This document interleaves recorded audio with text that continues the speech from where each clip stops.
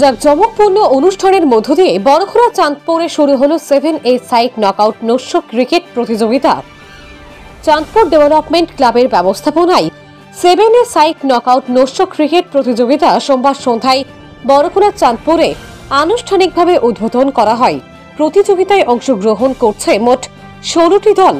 উদ্বোধনী ম্যাচে মুখোমুখি হয় তোপখানা ক্রিকেট দল ও ইস্টার্ন রানার্স। তীব্র প্রতিদ্বন্দ্বিতার পর জয়ী হয় ইস্টার্ন রানার্স। দ্বিতীয় ম্যাচটি অনুষ্ঠিত হয় বিহারা ইয়ংস্টার ও বড়চত্রপুরের চ্যাম্পিয়ন ইউনাইটেডের মধ্যে। এই ম্যাচে জয়লাভ করে চ্যাম্পিয়ন ইউনাইটেড। উদ্বোধনী অনুষ্ঠানে আমন্ত্রিত অতিথিদের উত্তরীয় দিয়ে সম্মানিত করা হয়। জাতীয় সঙ্গীত পরিবেশনার মধ্য দিয়ে প্রতিযোগিতার সূচনা হয়। অনুষ্ঠানের সঞ্চালনা করেন শক্কুর আলী। পুরস্কার হিসেবে প্রথম স্থান অর্জনকারী দল পাবে নগদ 20,000 টাকা ও ট্রফি। দ্বিতীয় স্থান অর্জনকারী দল পাবে নগদ 10,000 টাকা ও ট্রফি।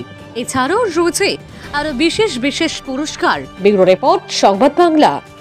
সাংবাদিক শিবির আহমেদ বড়ভূইয়া মহাশয় আমাদের পরিচিত করছেন পশ্চিম বড়খলা তথা সমস্ত বড়খলার বিশিষ্ট সমাজসেবক তথা উদীয়মান তরুণ তুর্কি যুবনেতা শ্রদ্ধেয় দিলওয়ার হোসেন লস্কর মহাশয়।